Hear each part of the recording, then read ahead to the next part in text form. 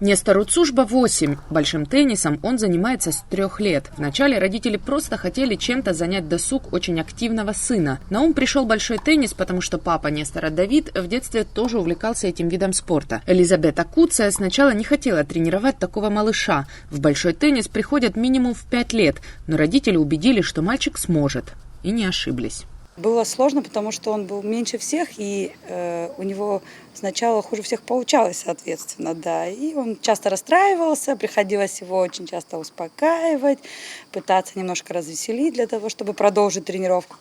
Но, тем не менее, через какое-то время, когда ему уже исполнилось 5 лет, я его смогла перевести даже в среднюю группу, потому что он настолько хорошо прогрессировал и быстро, что ему уже было неинтересно в младшей группе. В 7 лет Нестор впервые принял участие в абхазском турнире. Самому младшему участнику пришлось нелегко. У старших ребят больше опыт и сила удара, но Нестор занял 3-е место. Елизабета Куция поняла, что можно пробоваться и на российских турнирах. И там победы не заставили себя ждать. Он выиграл турнир в одной из, не побоюсь этого слова, лучших теннисных школ, «Жемчужина» называется, в центре Москвы.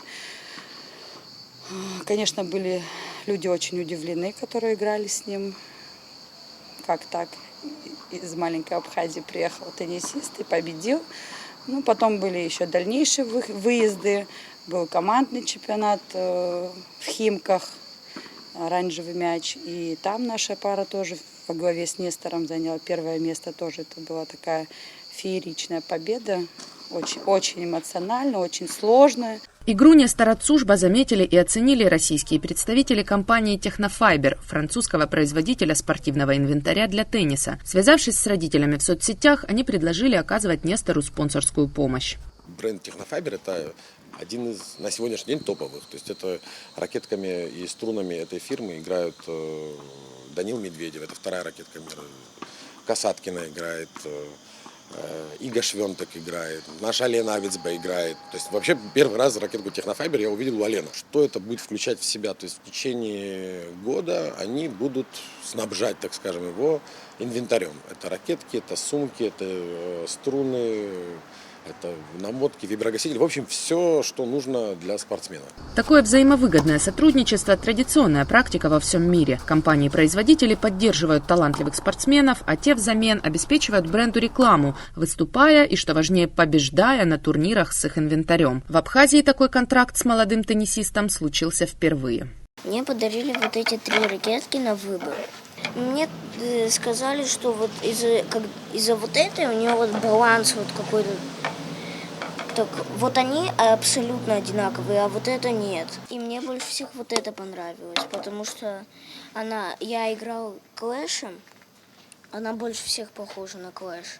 Родители Нестора очень стараются дать ему возможность развиваться в большом теннисе профессионально. Для этого семье, скорее всего, придется большую часть следующего года жить в России. Тренер не скрывает, что будет очень скучать по своему лучшему ученику, но вместе с тем признает, что через год-два у Нестора в Абхазии может просто не оказаться соперников. Ни в коем случае нельзя путать физкультуру со спортом высших достижений. За год кардинально поменялось просто наше вообще мировоззрение именно с этим видом спорта, что связано. И жертвуем многим, пытаемся попробовать. Не знаю, если мы не попробуем, мы будем себя всю жизнь потом ругать, что мы не попробовали. В январе месяце он начинает играть российский теннисный тур. Это уже очень серьезные соревнования, где идет рейтинг спортсмена. Чем выше рейтинг, тем больше шансов, чтобы тебе на пути встретились нужные тебе люди. Каждый день Нестор тренируется дважды, по 2 часа, но ему всегда мало. Если тренер дает ему выходной, он расстраивается, звонит по несколько раз в день, чтобы узнать, почему нет тренировки. Дома он тоже не расстается с ракеткой и мячиком, делает упражнения и читает журналы про теннис. Что Нестор не любит, так это поражение в турнирах. Всегда хочет вернуться и взять реванш. И пока что у него получается. Надежда Боровикова, Сасрыкуагуха, Абаза ТВ.